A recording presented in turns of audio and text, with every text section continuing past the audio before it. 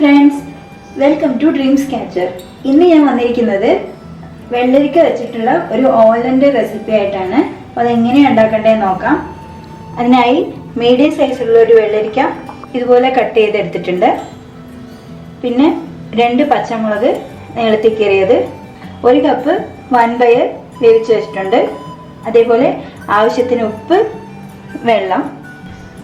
ആദ്യം കുക്കറിലേക്ക് അരിഞ്ഞു വെച്ചിരിക്കുന്ന വെള്ളരിക്ക ചേർക്കാം. കൂടെ പച്ചമുളകും. ഇനി കുറച്ച് വെള്ളം ചേർക്കാം.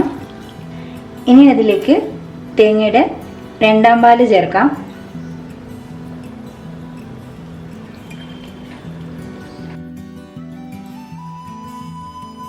ഇനി ഇതിലേക്ക് വേവിച്ച് വെച്ചിരിക്കുന്ന വൻപയർ ചേർക്കാം.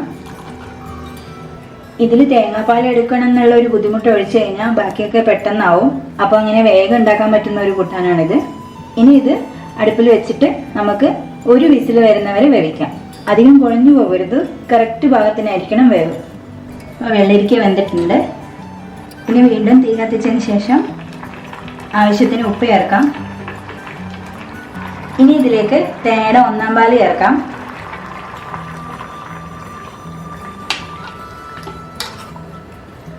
ഒന്നാം പാല് ചേർത്ത് കഴിഞ്ഞാൽ ഇത് തിളപ്പിക്കാൻ പാടില്ല. ജസ്റ്റ് ഒന്ന് ചൂടായി വരുമ്പോഴത്തേക്കും ഓഫ് ചെയ്യണം.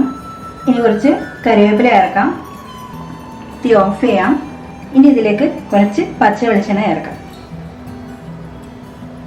ഇതിനി അടച്ചു വെക്കാം.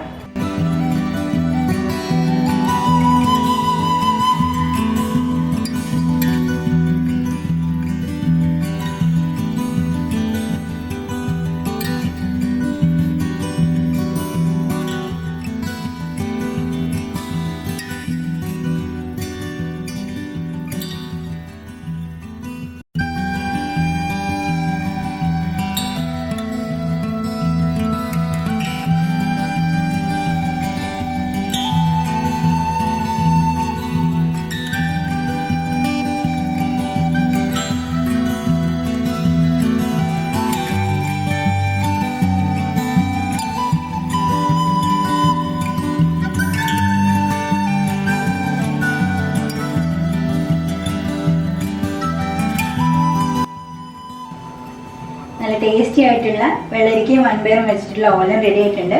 എല്ലാവരും ഉണ്ടാക്കി നോക്കണം. എന്നിട്ട് അഭിപ്രായം കമൻറ്റ് ചെയ്യാൻ മറക്കരുത് കേട്ടോ. അപ്പോൾ ഇനി അടുത്ത വീഡിയോയിൽ കാണാം. അതുവരെ ബൈ ബൈ.